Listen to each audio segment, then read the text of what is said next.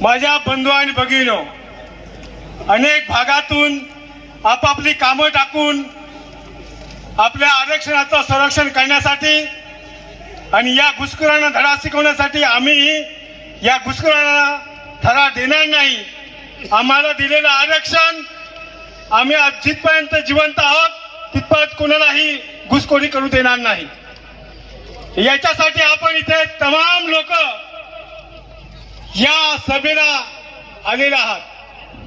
बंधूंनो, 2014 October 1956 ला बाबासाहेब आंबेडकरांनी हिंदू धर्माला लाथ मारून बौद्ध धर्म स्वीकारला आणि तोच दिवस आजही आज तमाम आदिवासी बांधव माझे या मोर्चाच्या माध्यमातून इथे उपस्थित आहेत. आज आनंदाची दिवस आहे. तुम्हाला सांगतो, मला जास्त काय बोलणार, 2 मिनिटं बोलणार आहे. पालघर जिल्हा हा 2014 ला डिक्लेअर झाला की या भागातला आदिवासींचा विकास झाला पाहिजे, त्यांना रोजगार मिळाला पाहिजे, त्यांचं आरक्षण साबूत राहिलं पाहिजे, त्यांच्या जमिनी सुरक्षित राहिल्या पाहिजेत. परंतु असं कधी झाताना दिसलं नाही. 2014 नंतर अनेक कायदे होते. 5वी अनुसूचित क्षेत्र होतं, पेसा कायदा होता, 2006 चा वन कायदा झाला. त्याच्यानंतर 2014 ला सरळ सेवा भरतीचा कायदा झाला, काय आदेश निघाला आणि आदिवासींच्या जमिनी बिगर आदिवासी विकत घेऊ शकत नाही हे कायद्यात आहे. तरी पालघर जिल्ह्यामधल्या या शासन अधिकारी, शासनाचे प्रतिनिधी आदिवासींच्या जागा जमिनी आज राजरोज लुटत आहेत. नॅशनल हायवे काढतायत. या नॅशनल हायवे मध्ये आदिवासींच्या जमिनी अधिग्रहण करताना काही नियम आहेत, पेसा कायदा आहे. गावाचा ग्रामपंचायतचा कायदा हा विधानसभेचा नाही, लोकसभेचा नाही, तर ग्रामसभेचा कायदा हा मोठा आहे. आणि या कायद्याच्या अनेक जमिनीसाठी आम्ही विरोध केला. भूसंपादन करताना 25 ते 30 ग्रामपंचायतीचे ठराव तहसीलदार ऑफिस मध्ये दिले, परंतु त्याचाही कुठे विचार झालेला नाही. म्हणजे पेसा कायदाही मोडीत काढण्यात आला.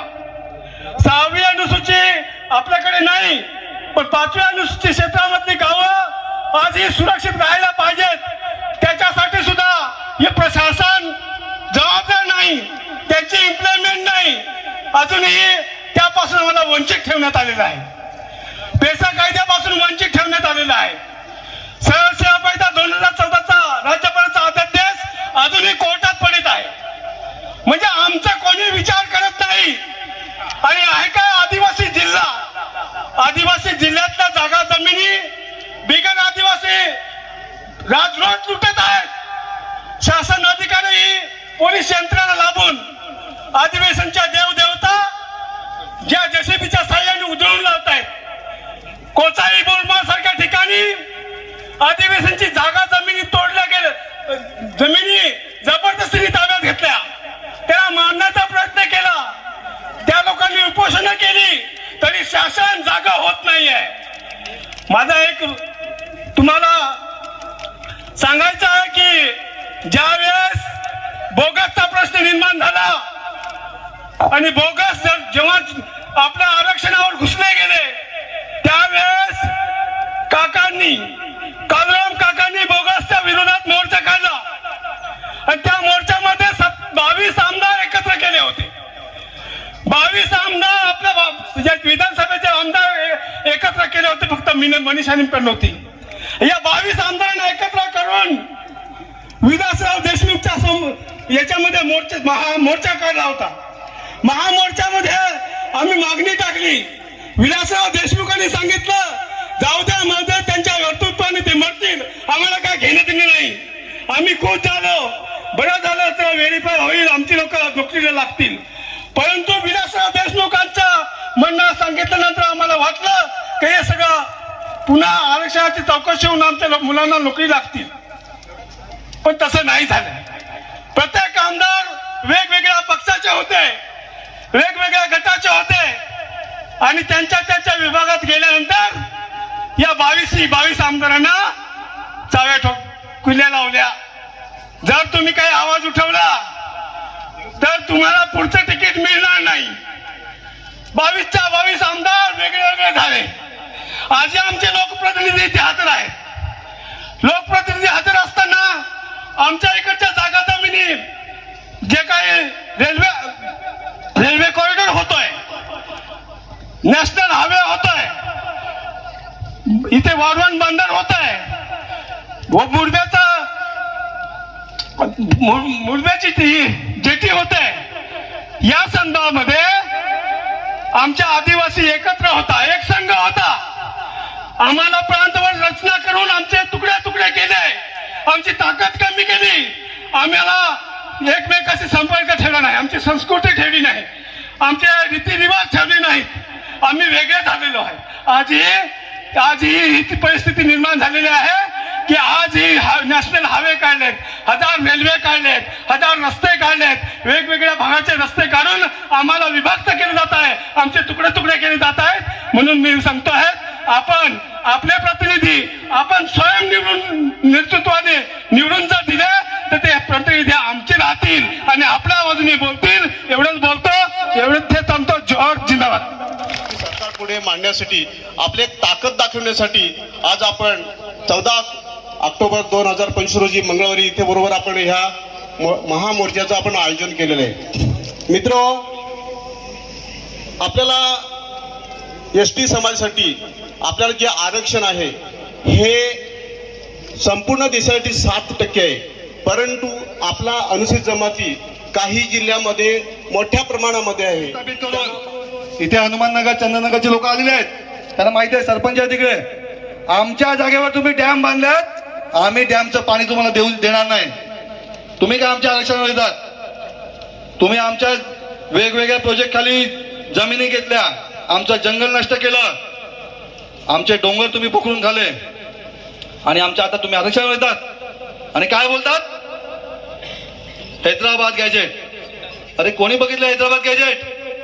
हा देश संविधानावर चालतो ना, आणि आम्ही सर्व संविधानाला मानणारी लोक आहेत. हा देश जर संविधानावर चालत असेल तर हैदराबाद गॅजेट तिकडे शून्य होते ना. तुम्ही सगळे कायदे कानून संविधानावर चालवतात आणि आदिवासी आरक्षण कशात मागतात? तर हैदराबाद गॅजेट तुमच्या बापाने ठेवलंय, का? आणि तुम्ही आदिवासीला असे बिचारे समजूत नका. ह्या जेवढे बंड झाल्यात त्यातले सगळ्यात जास्ती बंड आदिवासींनी केलेले आहेत. आम्ही वेगवेगळ्या पक्षामध्ये बांधलेले आहेत, वेगवेगळ्या धर्मामध्ये आहेत, वेगवेगळ्या संतांमध्ये आहेत, पंथामध्ये आहेत, आम्हाला मान्य आहे. पण जर समाजावर आलं तर ही ताकद जमा होणार आहे. इथे कोणी पक्ष घेऊन आलाय का?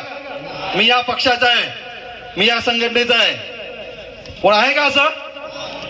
असं कोण नाहीये आणि इथे नसावा. आणि या बंजारा आणि धनगर समाजाला, हे जे मुठभर लोक आहेत ना, यांना सांगतो, ही अंगडाई आहे, अंगडाई. ह्याच्या पुढे मोठी लढाई होईल.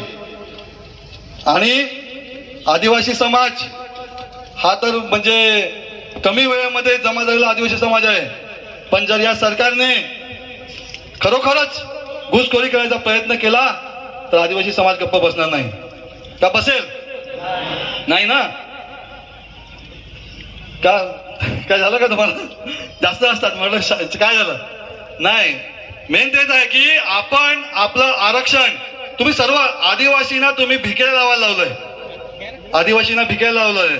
आणि जर का तुम्ही आता आरक्षण पण आमचं घेत असतील तर आदिवासी समाज कदापि गप्प बसणार नाही. एवढंच बोलतो.